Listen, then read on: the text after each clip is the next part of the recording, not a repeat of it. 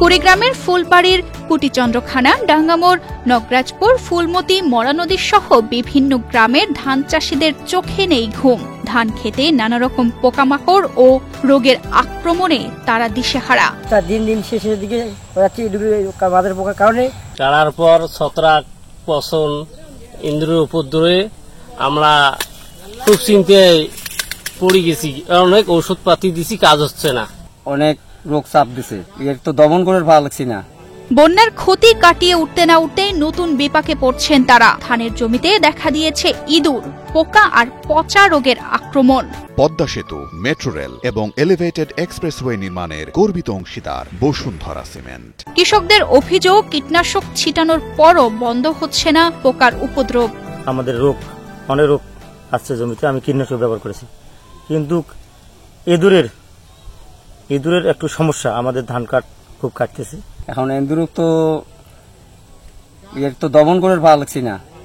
মাঠ পর্যায়ে কর্মকর্তারা সার্বক্ষণিক কৃষকদের পরামর্শ দিচ্ছেন নাশক ও বিষ ব্যবহারের বিষয়ে।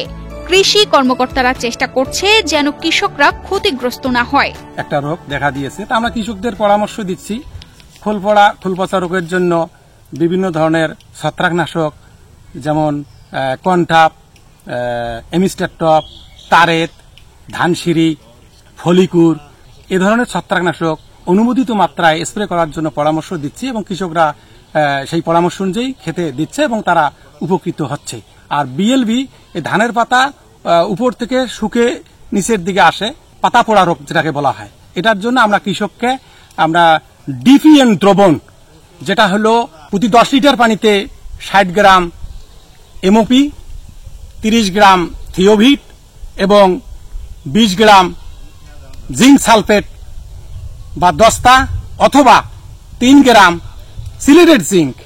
কৃষি বিভাগ জানায়, চলতি মৌসুমে ফুলবাড়িতে 11,350 হেক্টর জমিতে আমন চাষ হয়েছে। কৃষকদের সচেতন করতে উঠান বৈঠক, লিফলেট বিতরণ সহ নানা কর্মসূচি চলছে।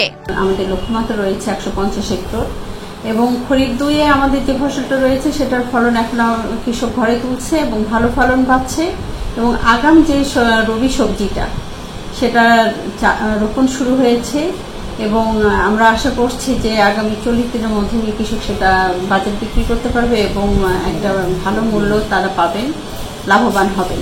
আমরা কৃষকদের উৎসাহিত করছি যে আগাম শীতকালীন যে সবজিটা আছে সেটা করার জন্য এবং আমাদের উপসহকারী কৃষি অফিসার সহ আমরা যেই ফুলবাড়ি কুড়িগ্রামের সকল অফিসাররা, কর্মকর্তারা কৃষকের পাশে রয়েছে, কারিগরি সহায়তা প্রদান করছে।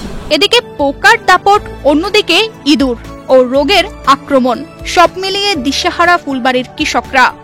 প্রকৃতির এই মাঠ থেকে ফসল বাঁচাতে মাঠে এখন প্রয়োজন আরও কার্যকর সহায়তা ও তদারকি।